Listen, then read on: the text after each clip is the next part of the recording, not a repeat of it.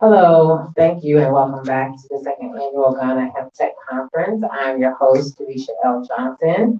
Today is Saturday, and we will be discussing hemp all day. Yesterday was Friday, we discussed investments. Today is Saturday, where we will discuss hemp, and tomorrow we'll discuss technology. So now I would like to present our next speaker.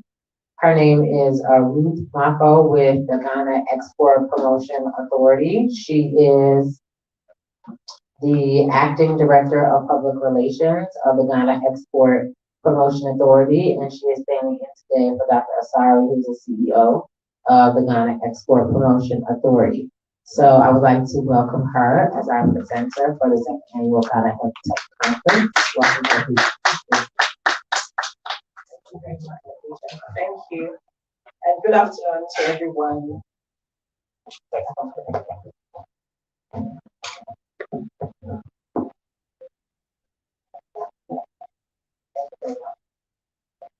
So good afternoon once again. I'm standing in, like the Bishop said, for the Chief Executive of Dr. Edward Sabiasari. She would have loved to be here, but she's out in another region and on another equally important assignment. So she's asked me to step in her very big shoes to deliver these remarks, and we are giving some insights into the basics of exporting from Ghana, because that is what we do. So I bring the warmest compliments again from the authority, and I'd like to give you a bit of background into what we do. So Ghana Export Promotion Authority is a national trade support institution. We are under the Ministry of Trade and Industry, and what we do is we facilitate and develop and promote everything that is not traditional. So when we talk about traditional exports, we're talking about the gold, precious minerals, oil, electricity, timber, and those ones that we know that we have ports for, and those are the major things that we know in Ghana to export. Now, every other thing is what we deal in. So that's our core mandate to diversify the export of everything that is not considered as traditional exports. And over time, we've come to realize that relying on these things that I've mentioned is not sustainable. So for God knows how long we've been exporting gold or diamonds or timber, and if that's all we're going to do, we will soon, all those stocks will be depleted, and then what do we do? So that's why in 1969, the Export Promotion Council, at that time it was called the Export Promotion Council, was established so that you find things that are not within this category, and then you find ways of diversifying it, turning it over to bring in some more revenue. I'm excited about this session anyway, because it's just another way. Once the conversation begins, then it lets people start thinking about other ways of what we can do to bring in the needed revenue. So, like I said, when established in 1969, the key objective was to identify, develop, and promote every other item that was made in Ghana. And to deliver on our mandate, we work collaboratively with key stakeholders like the Ghana Standards Authority, Food and Drugs Authority, Plant Protection and Regulatory Services Department of the Ministry of Food and Agriculture. It's a mouthful, so it's usually known as PPRSD, and several other private sector and government institutions, including foreign missions as well. Especially in these days when, after lockdown, the new normal, we call it, where hybrid events have become the thing of the day. So for us, one of the key things we used to do is to go out for exhibitions and showcase the things that we have found, like new items and all that. Now we cannot do that easily. The other way we found to do that is to do this online. And so we set up things, we talk about things, and we do this in collaboration with the foreign mission. So it's very easy now for, let's say, the embassy in Brussels to say, okay, we want to talk about exporting this, can you help us with that? And then we set up a lot more people. The joy of that is that now a lot more people can listen to you.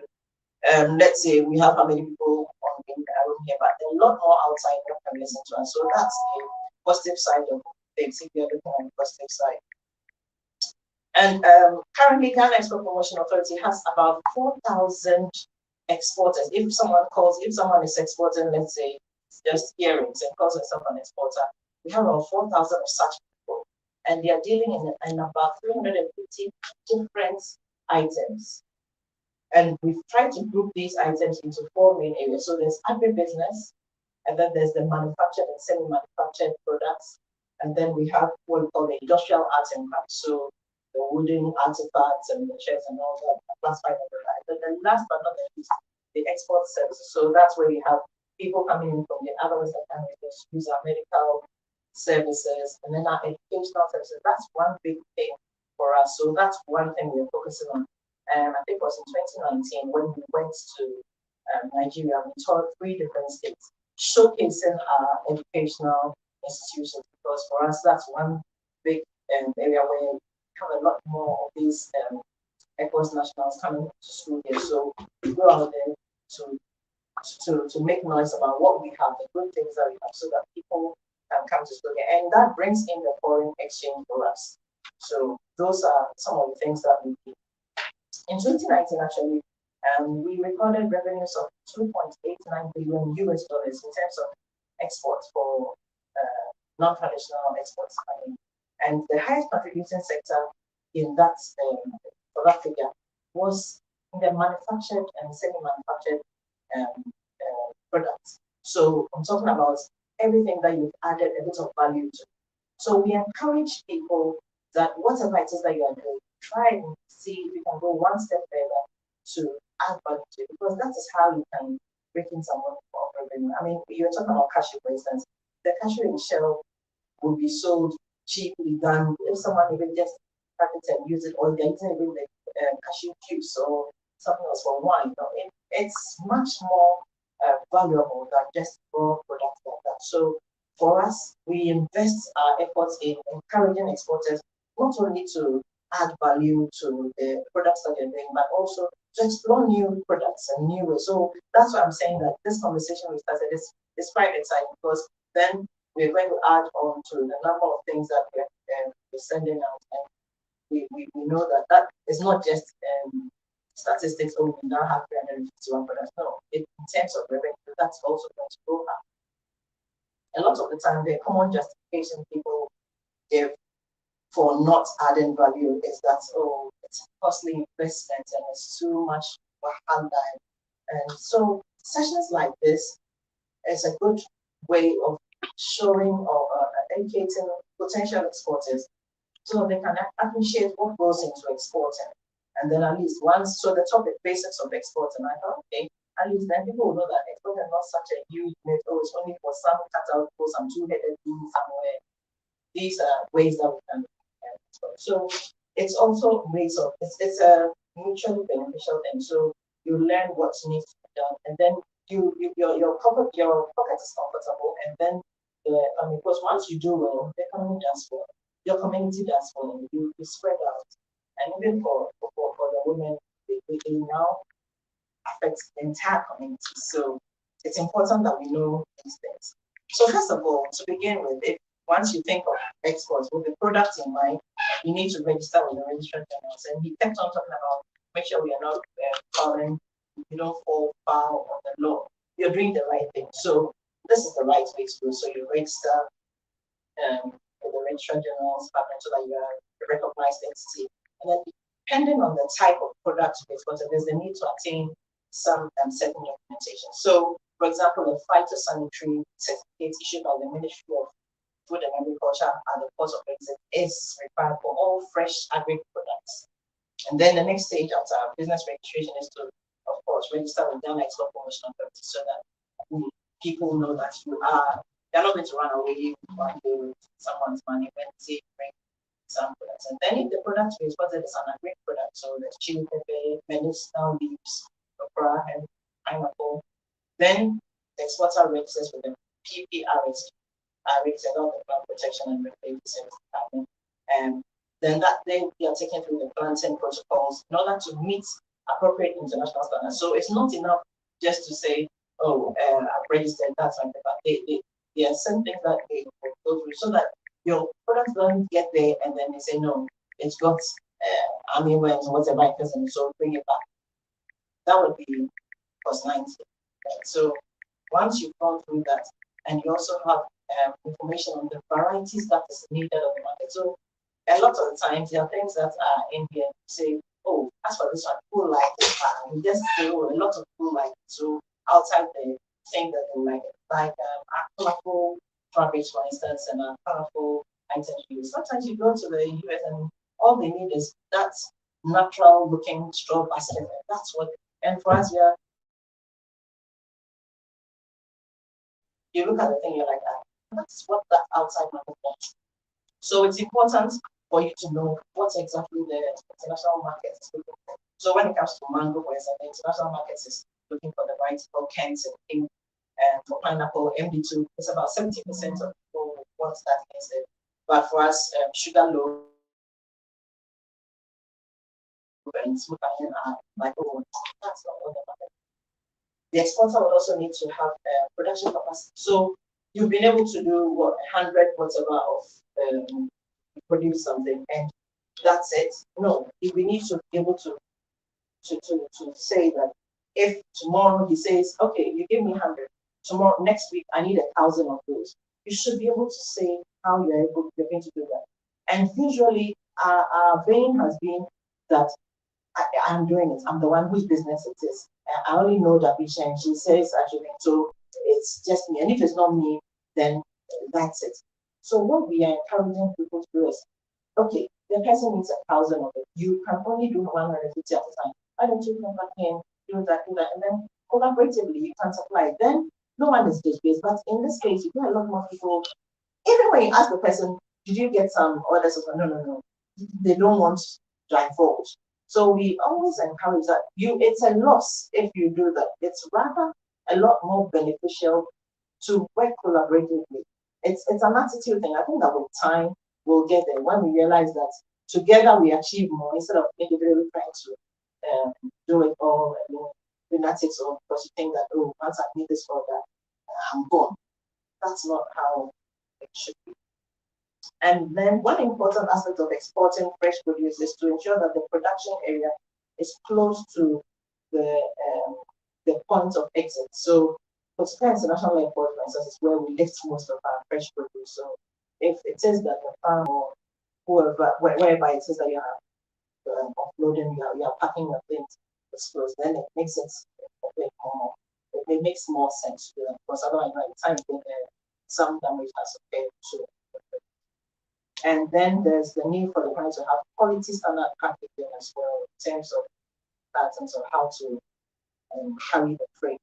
So yes, you have a good product, but if you are not packaging it well for it to get to the destination in good condition, then you would have done nothing. Well, in cases where the product will be processed, that I mean, if it says that you're going to add value to it, then that's when the FDA comes in because then there's some form of transformation that's going on there. So the FDA comes in, and the Ghana Standards Authority also has standards for almost every product that we produce. So the last stage of your export documentation is the Ghana National Chamber of Commerce and Industry. They are the ones who give you the certificate of origin to show that yes, indeed, this thing is coming from Ghana. And there's one thing that we usually, when we mount our visuals, we like to say proudly made in Ghana because we come to realize that a lot of things that we do are quite authentic. And no matter what people say, in here, we don't appreciate what we have. But out there, people know that if it's proudly made in Ghana, then it's of good quality. So that's what we keep pushing. And like I said, it's a long thing. It's I see that by the time we'll get there. When we keep on saying that, look, once see the made in Ghana, and I don't blame a lot of people. It's the finishing and the packaging that we've always beaten ourselves with. But then with time, people are also getting to know that this is what sells and this is what pushes us ahead. So people are putting a lot more effort into that. And then finally, with the assistance of a freight forwarder, the export can be carried out, hopefully meeting the specifications of the buyer. I remember when you were presenting, you were saying that, I mean, if you do all this and it doesn't get distributed, then what have you done? So meanwhile, we've invested a lot, and that's it. So in delivering our mandates and to promote our non-traditional exports, we strategically support exporters with interventions that boost the quality and the quantity of the product. So in the last 3 to 5 years, for instance, we have supplied farmer groups disease-resistant seedlings and suckers, not just because they are friends and family, not because we like the color of their faces, but because we believe that once you give them, because if they're producing something and it comes out and the output is poor, you would have worked your child again. But if you're working with the technical or research and you give them garbage in, garbage out. So then if you're going putting good seedlings or you're going putting good planting material, then you are assured that when the yield comes out, it's not just going to multiply, but the quality is also really good. And then we eliminate the problem of, oh, this time around we couldn't get it because this one happened or that one. So we've done that for coconut, we've done that for yam, we've done that for vegetable producers and exporters association, and then where else? And pineapple, and there are a bit more. But these are the recognized groups that we go to, and we don't deal with individuals because it's a lot easier to deal with groups, farmer groups, and associations, and they're recognized, and then they also conform to the laid down practices, and that's what's helped.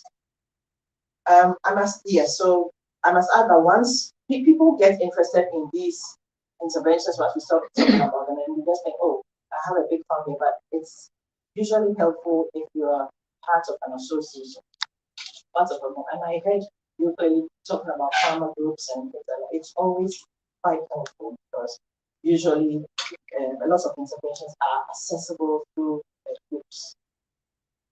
These interventions actually are aligned with what we call the National Export Development Strategy. So the story behind the National Export Development Strategy is that Ghana has been, okay, so if someone says, oh, what's Brazil known for? Maybe say, oh, coffee or whatever. And if you say Kenya, oh, their tea is good. If you say so if you say Ghana and you say cocoa, and then you say, why because it's also good with cocoa, and then you start scratching your head. So we said, okay, so why don't we focus on if there are things that we are good for? And like I said, the last target, the last revenues we recorded, we were hovering around 2.8 billion, which is not anywhere compared to what our traditional exports are doing. So we had a group of people, so these are drawn from private sector and public sector, all the associations we deal with, we work with academia and then with media. So let's say about 120 different people over a year or number of months, trying to put together this strategy. What is it what are the items that we can, if we focus on, we can put our efforts in. If we say, okay, we can't have money to look to promote all these 400 or 300 and whatever things I'm talking about, but what are the products that we should put efforts on and will bring us X amount of revenue over, and then you can call yourself an industrialized economy. Then you can say, okay, we are not. Then it makes a bit more sense to say Ghana. It's not just territory. Then it makes sense. So there were 17 products that this group of people put together. I want to list the 17 products here. I won't do that to you, but they are available on the. I'll share resources with you on our website and all that. And the essence of focusing our efforts on these 17 products is that we saw that if it is that we're going to get to this end, the target is to get about 25.3 billion by the year 2029. So it's a 10-year strategy. Started in 2019. So 2029, we are aiming to get 25.3 billion US dollars. So how are we going to do that? We can't just say, okay, we are just putting our efforts in this service. Three things. If there's nothing in at all, just three things. We call them the strategic pivots. So first of all, we need to think of how we can boost the supply of products that we're exporting. Boost the supply of products we're exporting. So if it says that, yes, we're talking about hemp now. For now, it's just talk. But if we are going to put some effort into it and actually put some interventions into it and then support it, put things in, then we can start looking at that area as an area of growth. Whatever it is that we are working on, these 17 areas that we listed, if I can remember anything at all, there's what we call horticulture, and that is not just related to having them weather. Everything else that falls within horticulture, grains, and everything would fit into this. So boost the supply of products that we're using in the export space. Second thing is to improve on the regulatory environment so that people are encouraged to export. I want to export. Oh, go to when you get it from us, and come back to when you get it. And if you don't, it makes it very frustrating. So how do we ensure that people are encouraged to export? People are encouraged to be attracted even to the business of export, and not always hear sad stories about someone sends export somewhere, lost some money. It shouldn't always be that bad stories about export. So the second thing is to ensure that agencies that are involved, and especially government agencies that are involved in the business of export, are working to encourage exporters. And last but not the least is to boost the capacity, or not boost, build the capacity of exporters. So sessions like this, for instance, we are teaching people what to do when it comes to exports. How do you get the business of export out there? What is it that people need to do? In fact, in Ghana Export Promotion Authority, there's one flagship product now called the Export School. It was put on hold for some time because we said we wanted to make it an accredited program. So it's not just the kind of thing that people come and pass through and then go. If it's accredited, then once you have that certificate, you know what you are about. And when you are actually sending something out, it's not just you deciding that, oh, this cassava is excellent, so I want to send it out. You know the rudiments of this. And it's not just one thing, but we're taking through the entire, so the financing, the risk, challenges, and benefits, and everything that you need to look out for. As I speak to you, I think in the next week or so, there's a diploma program, which is an online program, of course. Like I said, after coverage, online has become like the other household work, So there's a diploma in international trade, and it's being run in partnership or in collaboration with the Institute of International Export and Trade in the UK and the International Trade Center. So when you go on our website, it's actually a red button that says apply now. And it's 4 modules, it takes you through the recruitments of exports and all that. And you come out with a certificate, and that starts in 2 weeks. Our website. Yeah, so with the African Continental Free Trade Area, AFCFTA in place, we can't work business as usual. We cannot take business as usual as you and say, oh, this is how we've been doing it, we will survive. Oh, God will look after us. No. We need to, irrespective of the fact that this AFCFTA secretariat is housed in this magnificent building, that's where I'm working. We will be unpleasantly surprised if we do nothing. If we don't aggressively do something about the way we do things, we will be unpleasantly surprised. We'll be sitting here, people will just be excited about the FCAT, we will be wondering what happens. So sessions such as this conference gives people an opportunity to encourage a lot more people to be innovative about what to export. Our operations are actually geared towards aligned towards the readiness, like I said. So what is it? If someone said, oh, on a Saturday morning, what are you doing in a conference center? Well, I'm actually doing what I feel would help us some 9 years down the line. Because when we started talking about, business of hemp, yes, it starts like talk, but then later when it becomes business, big business, then you know why we started even just talking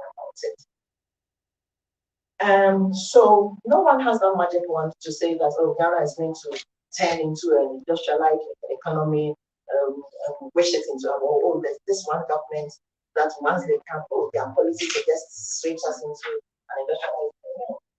It is the private sector and the businesses that people are doing, that's what oils the engine of growth, and that's what actually moves the economy forward. And that's why we place a lot more emphasis on what it is that people are doing, because collectively that's what is to bring in our revenue.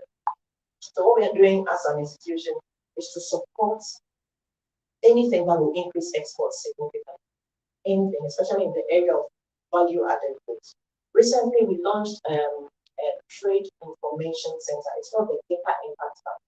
I really would invite all of you to pass it. It's for free. You don't need to do it. Yes, you can actually spend 3 hours maximum there. And what it is it's an IT enabled hub, and it has all these what do you call it, resources, trade resources that you need. So it's not the kind of information that at the click of a button in your house you can access, because these are resources that we as an organization have subscribed to. And so it's accessible on our resources, what we have there. So we invite you to come there, because it's not even just accessing the information alone. Sometimes you need to find out something else. And the beauty of this race is that, I was talking about Standards Authority will do this and Food and Drug Authority will do it. We've managed to have a permanent desk within the GEPA Impact Hub. So you don't need to go to FDA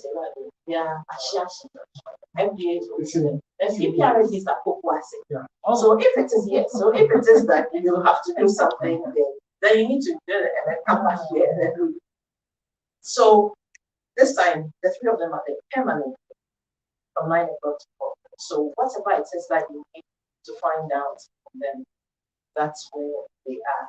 And then from there, if there's more information, so I think someone said, somehow on New Zealand, don't worry, just come and see these people here, and then they will sort you out. So that's the beauty of the thing.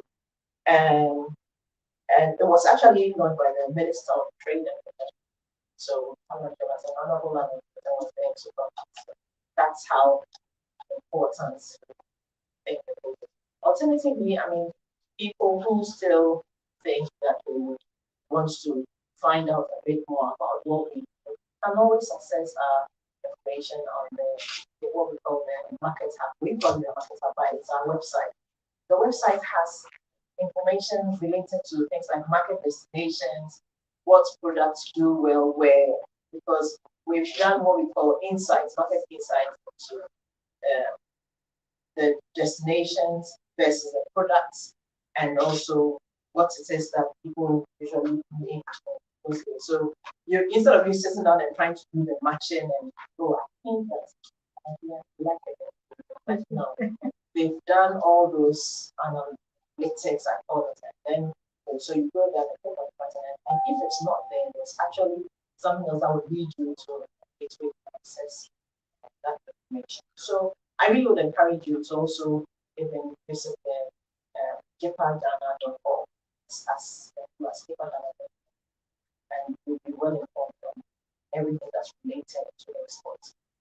I think that I'll bring my presentation to an end. I have another bit so but I'm working on I have you would have to send the whole email then. Yes, but I was just asking.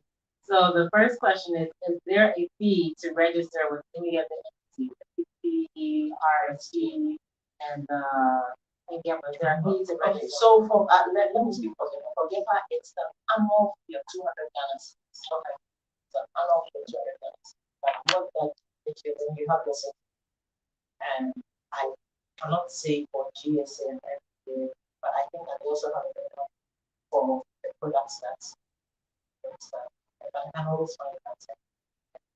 And then my next question is the diploma program that you're starting in 2 weeks. When you get the diploma, what is that for? So usually, and a lot more people who are seeking to get things from Ghana, people use it as what's the word?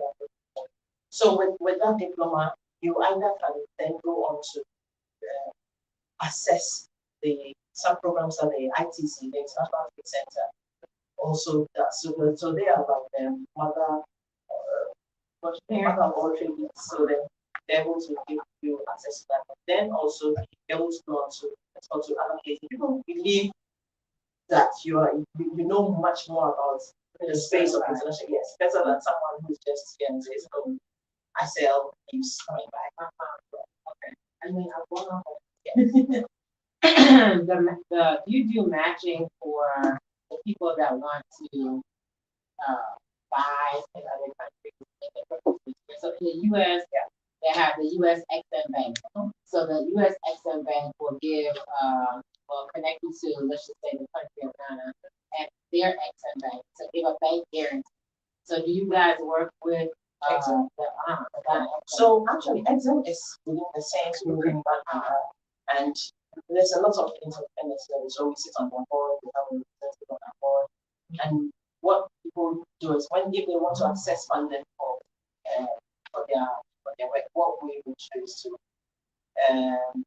guarantee, guarantee. But that's only when we can only guarantee if we are sure that yes, you're able to. Oh, this person has been doing this for the past 5 years, 3 years, is able to supply. He really can do this. It's just that it only needs this kind of funding, and so that's able to do that. And then because of application, exam will track it because they are getting like what 1,000 of these in whatever. So then they need to really weigh and say, yes, we're able to get this for them.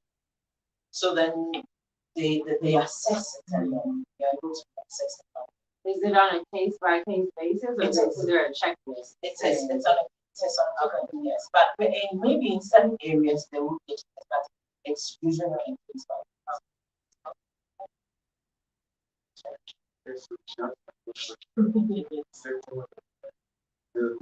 yes. $4.0. $1.80 for the entire for the whole year, and it's 4 months. So if my math is correct, $1.80 it's payable on a modular basis. So we're not asking you to pay the whole thing at once because everyone is always yes, yes. I'm just trying to see whether my math is correct, but that's why I gave you the entire figure divided by 4. 1.80 divided by 4.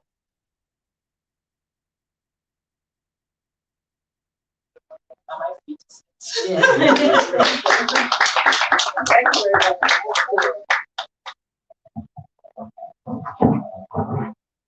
Thank you, Ms. Ruth I was the AG Director of Public Relations with the Ghana Export Promotion Authority. Please give her a round of applause.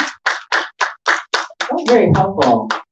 There are a lot of people in the United States that want to do business here, and I have good relationships with the US XM Bank, and we talk all the time about bank guarantees and making sure that you're export ready and training.